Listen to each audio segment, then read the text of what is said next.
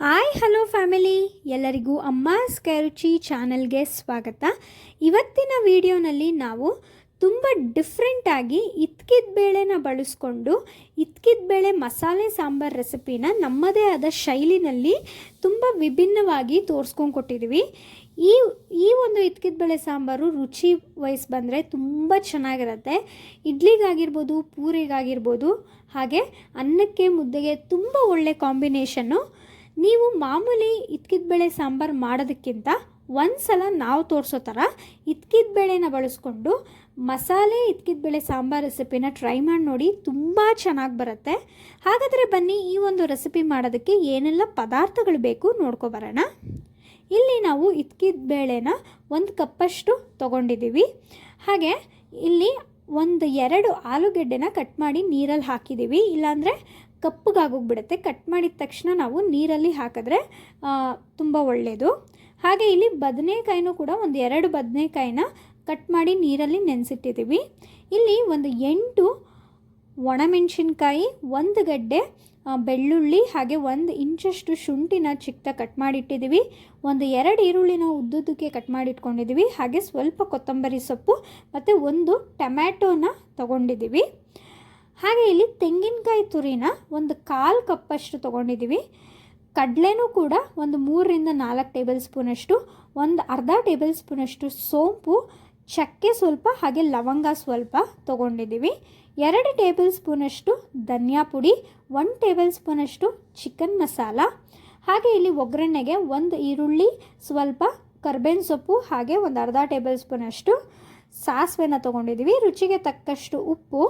ಇದ್ರ ಜೊತೆ ಮಾಡೋದಕ್ಕೆ ಸ್ವಲ್ಪ ಎಣ್ಣೆ ಬೇಕಾಗತ್ತೆ. ಈಗ ಹೇಗೆ ಮಾಡೋದು ಅಂತ ನೋಡೋಣ. ಮೊದಲಿಗೆ ಒಂದು ಬಾಣಲಿಗೆ 2 ಟೇಬಲ್ ಸ್ಪೂನಷ್ಟು ಎಣ್ಣೆನ ಹಾಕಿ, ಎಣ್ಣೆ ಸ್ವಲ್ಪ ಬಿಸಿ ಆದಮೇಲೆ ಇಲ್ಲಿ ನಾವು ಮಸಾಲೆಗೆ 1 ಗಡ್ಡೆ ಬೆಳ್ಳುಳ್ಳಿ, 1 ಇಂಚಷ್ಟು ಶುಂಠಿ, ಸ್ವಲ್ಪ ಲವಂಗ, ಹಾಗೆ ಚಕ್ಕೆ, ಇಲ್ಲಿ ಹಸಿಮೆಣ್ಸಿನ್ಕಾಯಿನೂ ಬೇಕಾದರೆ ನೀವು ಹಾಕ್ಕೋಬೋದು, ಇಲ್ಲ ಒಣಮೆಣ್ಸಿನ್ಕಾಯಿ ಹಾಕಿದ್ರೆ ರುಚಿ ತುಂಬ ಚೆನ್ನಾಗಿ ಬರುತ್ತೆ. ಆದ್ದರಿಂದ ನಾವು ಒಣಮೆಣ್ಸಿನ್ಕಾಯಿನ ಹಾಕ್ಕೊಂಡಿದ್ದೀವಿ. ಹಾಗೆ ಈರುಳ್ಳಿನ ಹಾಕಿ ಇದನ್ನು ಚೆನ್ನಾಗಿ ಫ್ರೈ ಮಾಡ್ಕೋಬೇಕು. ಈರುಳ್ಳಿ ಸ್ವಲ್ಪ ಕಲರ್ ಚೇಂಜ್ ಆಗೋವರೆಗೂ ಕೂಡ ಆದಷ್ಟು ಚೆನ್ನಾಗೆ ಫ್ರೈ ಮಾಡ್ಕೊತಾ ಇದ್ದೀವಿ. ಈರುಳ್ಳಿ ಚೆನ್ನಾಗಿ ಫ್ರೈ ಆದಮೇಲೆ ನೋಡ್ತಾ ಇರ್ಬೋದು, ಇಷ್ಟು ಫ್ರೈ ಆದರೆ ಸಾಕು. ಈಗ ಇದಕ್ಕೆ 1/2 ಟೇಬಲ್ ಸ್ಪೂನಷ್ಟು ಸೋಂಪು, ಹಾಗೆ 1 ಟೊಮ್ಯಾಟೋನ ಹಾಕೋತಾ ಇದ್ದೀವಿ. ಟೊಮ್ಯಾಟೊ ಹಾಕ್ಕೊಂಡು ಕೂಡ ಟೊಮ್ಯಾಟೊ ಸ್ವಲ್ಪ ಮೆತ್ತಗಾಗೋವರೆಗೂ ಚೆನ್ನಾಗಿ ಫ್ರೈ ಮಾಡ್ಕೋಬೇಕಾಗತ್ತೆ. ಸೊ ನೋಡಿ, ಈ ರೀತಿಯಾಗಿ ಚೆನ್ನಾಗಿ ಫ್ರೈ ಮಾಡ್ಕೊಳ್ಳಿ. ಈ ಒಂದು ಸಾಂಬಾರಿಗೆ ಈ ಒಂದು ಮಸಾಲ ತುಂಬ ಇಂಪಾರ್ಟೆಂಟ್ ಅಂತ ಹೇಳ್ಬೋದು. ತುಂಬ ರುಚಿ ಕೊಡೋ ಅಂಥದ್ದು ಈ ಒಂದು ಮಸಾಲೆನೇ. ರುಚಿ ತುಂಬ ಚೆನ್ನಾಗಿರುತ್ತೆ. ಒಂದು ಸಲ ಟ್ರೈ ಮಾಡಿ ನೋಡಿ. ಈ ರೀತಿಯಾಗಿ ಟೊಮ್ಯಾಟೊನೂ ಕೂಡ ಚೆನ್ನಾಗಿ ಫ್ರೈ ಆಗಿದೆ. ಸೊ ನೋಡಿ, ಈಗ ಇದನ್ನು ತಣ್ಣಗಾಗೋವರೆಗೂ ಬಿಡಬೇಕಾಗತ್ತೆ. ಇದು ಸ್ವಲ್ಪ ಚೆನ್ನಾಗಿ ತಣ್ಣಗಾದಮೇಲೆ ಇದನ್ನು ಎಲ್ಲನೂ ಕೂಡ ಒಂದು ಮಿಕ್ಸಿ ಜಾರ್ಗೆ ಹಾಕೋತಾ ಇದ್ದೀವಿ. ಇದು ಮಿಕ್ಸಿ ಜಾರ್ಗೆ ಹಾಕಿದ್ಮೇಲೆ ಇದ್ರ ಜೊತೆಗೆ ಸ್ವಲ್ಪ ಕೊತ್ತಂಬರಿ ಸೊಪ್ಪು, ಹಾಗೆ ಕಡಲೆ 3 ರಿಂದ 4 ಟೇಬಲ್ ಸ್ಪೂನಷ್ಟು ಕಡಲೆ, ಹಾಗೆ 1/4 ಟೇಬಲ್ ಸ್ಪೂನಷ್ಟು ತೆಂಗಿನಕಾಯಿ ತುರಿನ ಹಾಕೋತಾ ಇದ್ದೀವಿ. ಇದ್ರ ಜೊತೆಗೆ 2 ಟೇಬಲ್ ಸ್ಪೂನಷ್ಟು ಧನಿಯಾ ಪುಡಿ, ಹಾಗೆ ಸ್ವಲ್ಪ ನೀರು ಹಾಕಿ ಇದನ್ನು ಗಟ್ಟಿಗೆ ನುಣ್ಣಕ್ಕೆ ರುಬ್ಕೋಬೇಕು. ನೋಡಿ, ಈ ರೀತಿಯಾಗಿ ಹೆಚ್ಚಿಗೆ ನೀರು ಹಾಕ್ಕೊಳಕ್ಕೆ ಹೋಗ್ಬಿಡಿ, ಸ್ವಲ್ಪ ನೀರು ಹಾಕಿ ಗಟ್ಟಿಗೆ ನುಣ್ಣಕ್ಕೆ ರುಬ್ಕೊಳ್ಳಿ. ಈಗ ಮಸಾಲೆ ರೆಡಿಯಾಗಿದೆ. ಈಗ ಒಂದು ಕುಕ್ಕರ್ಗೆ 5 ರಿಂದ 6 ಟೇಬಲ್ ಸ್ಪೂನಷ್ಟು ಎಣ್ಣೆನ ಹಾಕೋತಾ ಇದ್ದೀವಿ. ಎಣ್ಣೆ ಸ್ವಲ್ಪ ಬಿಸಿ ಆದಮೇಲೆ ಇಲ್ಲಿ ಒಗ್ಗರಣೆಗೆ ಸ್ವಲ್ಪ ಸಾಸಿವೆ, ಕರ್ಬೇವಿನ ಸೊಪ್ಪು ಸ್ವಲ್ಪ, ಹಾಗೆ 1 ಈರುಳ್ಳಿನ ಹಾಕ್ಕೊಂಡು ಚೆನ್ನಾಗೆ ಈರುಳ್ಳಿ ಫ್ರೈ ಆಗೋವರೆಗೂ ಚೆನ್ನಾಗೆ ಫ್ರೈ ಮಾಡ್ಕೊತಾ ಇದ್ದೀವಿ. ಇಲ್ಲಿ ಬೇಕಾದರೆ ನೀವು ಸ್ವಲ್ಪ ಹಿಂಗನ್ನು ಕೂಡ ಹಾಕ್ಕೋಬೋದು, ರುಚಿ ತುಂಬ ಚೆನ್ನಾಗಿರುತ್ತೆ. ಈಗ ನಾವು ಇತ್ಕಿದ ಬೇಳೆನ ಹಾಕೋತಾ ಇದ್ದೀವಿ. 1 ಕಪ್ಪಷ್ಟು 200 ಗ್ರಾಮಷ್ಟು ಇತ್ಕಿದ ಬೇಳೆನ ನಾವಿಲ್ಲಿ ಬಳಸಿದ್ದೀವಿ. ಇತ್ಕಿದ ಬೇಳೆ ಹಾಕಿ ಇದನ್ನು ಸ್ವಲ್ಪ ಹೊತ್ತು ಚೆನ್ನಾಗೆ ಫ್ರೈ ಮಾಡ್ಕೋಬೇಕು ಎಣ್ಣೆಯಲ್ಲಿ. ಸೊ ಇತ್ಕಿದ ಬೇಳೆಯಲ್ಲಿ ಸ್ವಲ್ಪ ಹಸಿ ವಾಸನೆ ಇರುತ್ತೆ, ಆ ವಾಸನೆ ಹೋಗೋವರೆಗೂ ಕೂಡ ಚೆನ್ನಾಗಿ ಆದಷ್ಟು ಎಣ್ಣೆಯಲ್ಲಿ ಫ್ರೈ ಮಾಡ್ಕೋಬೇಕು. ಈಗ ಇದು ಚೆನ್ನಾಗಿ ಫ್ರೈ ಆದಮೇಲೆ ಇದಕ್ಕೆ ನಾವು ಒಂದು ಅರ್ಧ ಟೇಬಲ್ ಸ್ಪೂನಷ್ಟು ಅರಿಶಿನ ಹಾಕೋತಾ ಇದ್ದೀವಿ.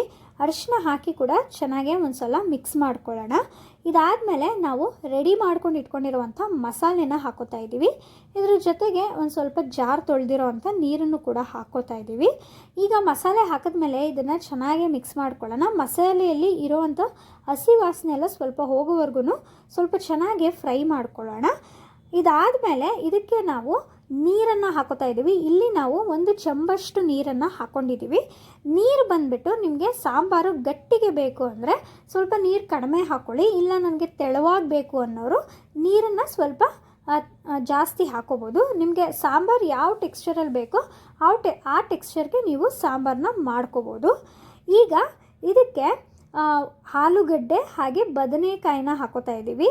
ಹಾಗೆ ರುಚಿಗೆ ತಕ್ಕಷ್ಟು ಉಪ್ಪನ್ನು ಹಾಕ್ಕೊಂಡು ನಿಮ್ಮ ರುಚಿಗೆ ಅನುಸಾರವಾಗಿ ಉಪ್ಪನ್ನು ಹಾಕ್ಕೊಳ್ಳಿ. ಅದಾದಮೇಲೆ 1 ಟೇಬಲ್ ಸ್ಪೂನಷ್ಟು ಚಿಕನ್ ಮಸಾಲಾನ ಹಾಕ್ಕೊಂಡು ಇದನ್ನು ಚೆನ್ನಾಗಿ ಮಿಕ್ಸ್ ಮಾಡ್ಕೋತಾ ಇದ್ದೀವಿ. ನೀರು ಹಾಕೋಬೇಕಾದ್ರೆ ನೋಡ್ಕೊಂಡು ಹಾಕ್ಕೊಳ್ಳಿ. ಯಾಕೆಂದರೆ ನೀವು ತುಂಬ ಕಡಿಮೆ ನೀರು ಹಾಕ್ಬಿಟ್ರೆ ಇದನ್ನು ಕುಕ್ಕರ್ ಕೂಗಿಸಿದ ಮೇಲೆ ಅದಿನ್ನೂ ಸಾಂಬಾರು ಇನ್ನೂ ಗಟ್ಟಿಗಾಗ್ಬಿಡುತ್ತೆ. ನೋಡಿ, ಈ ಒಂದು ಟೆಕ್ಸ್ಚರ್ಗೆ ನಾವು ನೀರು ಹಾಕಿದ್ದೀವಿ. 1 ಚಮಚಷ್ಟು ನೀರು ಹಾಕಿದ್ಮೇಲೆ ಇದು ಸ್ವಲ್ಪ ಚೆನ್ನಾಗಿ ಕುದಿ ಬರಬೇಕು. ಸ್ಟವ್ನ ಸ್ವಲ್ಪ ಲೋ ಫ್ಲೇಮ್ನಲ್ಲಿ ಇಟ್ಕೊಂಡು ಇದು ಚೆನ್ನಾಗಿ ಕುದಿ ಬರೋ ತನಕ ಬೇಯಿಸ್ಕೊಳ್ಳಿ. ಅದಾದಮೇಲೆ ಈಗ ನಾವು ಕುಕ್ಕರ್ನ ಮುಚ್ಚುತ್ತಾ ಇದ್ದೀವಿ. ಕುಕ್ಕರ್ ಮುಚ್ಚಿ 2 ವಿಷಲ್ಲು ಬರಬೇಕಾಗತ್ತೆ. ಸೊ 2 ವಿಷಲ್ ಬರೋವರೆಗೂ ಬಿಡೋಣ. ಈಗ 2 ವಿಷಲ್ ಬಂದಿದೆ. ಈಗ ಓಪನ್ ಮಾಡ್ತಾ ಇದ್ದೀವಿ. ನಿಟ್ಟನ್ನು ನೋಡ್ತಾ ಇರ್ಬೋದು ಎಷ್ಟು ಚೆನ್ನಾಗಾಗಿದೆ ಅಂದರೆ ಆ ಒಂದು ಮಸಾಲೆ ಫ್ಲೇವರಿಂದ ಸಾಂಬಾರು ಎಷ್ಟು ರುಚಿಯಾಗಿರುತ್ತೆ ಗೊತ್ತಾ. ನೋಡಿ, ಆಗಲೇ ನಾನು ನಿಮ್ಗೆ ಹೇಳ್ದಂಗೆ ನಾನು ಫಸ್ಟ್ ತೋರಿಸಿದಾಗ ಸಾಂಬಾರು ಎಷ್ಟು ತೆಳುವಾಗಿತ್ತು, ಈಗ ಕುಕ್ಕರ್ ಮುಚ್ಚಿ ತೆಗೆದ ಮೇಲೆ ಎಷ್ಟು ಗಟ್ಟಿಗಾಗಿದೆ. ಆದ್ದರಿಂದ ನಿಮಗೆ ಸಾಂಬಾರು ಯಾವ ಟೆಕ್ಸ್ಚರ್ಗೆ ಬೇಕು ನೋಡಿಕೊಂಡು ಅದಾದಮೇಲೆ ನೀವು ನೀರನ್ನು ಹಾಕ್ಕೊಳ್ಳಿ. ನೋಡಿದ್ರಲ್ಲ ಎಷ್ಟು ರುಚಿಯಾಗಿರುವಂಥ ಇತ್ಕಿದ ಬೇಳೆ ಮಸಾಲೆ ಸಾಂಬಾರು ರೆಸಿಪಿ ರೆಡಿಯಾಗೋಯ್ತು ಅಂತ. ನೋಡ್ತಾ ಇದ್ದೀರಲ್ಲ, ನೋಡೋದಕ್ಕೆ ಮಾತ್ರ ಅಲ್ಲ ತಿನ್ನೋಕ್ಕೂ ತುಂಬ ಚೆನ್ನಾಗಿರುತ್ತೆ. ಇಡ್ಲಿಗೆ, ದೋಸೆಗೆ, ಅದು ಮುದ್ದೆಗೆ, ಅನ್ನಕ್ಕಂತೂ ಸಖತ್ತಾಗಿರುವಂಥ ಕಾಂಬಿನೇಷನ್ ಇದು. ಯಾವಾಗಲೂ ಒಂದೇ ಥರ ಇತ್ಕಿದ ಬೇಳೆ ಸಾಂಬಾರು ಮಾಡಿ ಬೇಜಾರಾಗಿದ್ದರೆ ಒಂದು ಸಲ ನಾವು ತೋರಿಸಿರೋ ಥರ ಈ ರೀತಿಯಾಗಿ ಡಿಫ್ರೆಂಟಾಗಿ ಒಂದು ಸಲ ಇತ್ಕಿದ ಬೇಳೆ ಮಸಾಲೆ ಸಾಂಬಾರನ್ನ ಟ್ರೈ ಮಾಡಿ ನೋಡಿ. ತುಂಬ ಚೆನ್ನಾಗಿರುತ್ತೆ. ಮನೇಲಿರೋರೆಲ್ಲ ತುಂಬ ಇಷ್ಟಪಟ್ಟು ತಿಂತಾರೆ. ಸೊ ಈ ಒಂದು ರೆಸಿಪಿ ನಿಮಗೆಲ್ಲ ಇಷ್ಟ ಆಗಿದೆ ಅಂತ ಭಾವಿಸ್ತೀನಿ. ಇಷ್ಟ ಆಗಿದರೆ ಅಮ್ಮಾಸ್ ಕೈರುಚಿ ಚಾನಲ್ನ ಸಬ್ಸ್ಕ್ರೈಬ್ ಮಾಡ್ಕೊಳ್ಳಿ. ಹಾಗೆ ಲೈಕ್, ಶೇರ್, ಕಮೆಂಟ್ ಮಾಡಿ. ಹಾಗೆ ನಿಮ್ಮ ಫ್ರೆಂಡ್ಸ್ ಆ್ಯಂಡ್ ಫ್ಯಾಮಿಲಿಗೂ ಈ ವಿಡಿಯೋನ ಶೇರ್ ಮಾಡಿ. ನೀವು ಕೂಡ ಈ ರೆಸಿಪಿನ ನಿಮ್ಮ ಮನೆಯಲ್ಲಿ ಟ್ರೈ ಮಾಡಿ ರೆಸಿಪಿ ಹೇಗೆ ಬಂತು ಅಂತ ನಮಗೆ ಕಮೆಂಟ್ ಮೂಲಕ ತಿಳಿಸೋದನ್ನ ಮರಿಬೇಡಿ ಅಂತ ಹೇಳ್ತಾ ಈ ವಿಡಿಯೋ ನೋಡಿದ್ದಕ್ಕಾಗಿ ಎಲ್ಲರಿಗೂ ಧನ್ಯವಾದಗಳು.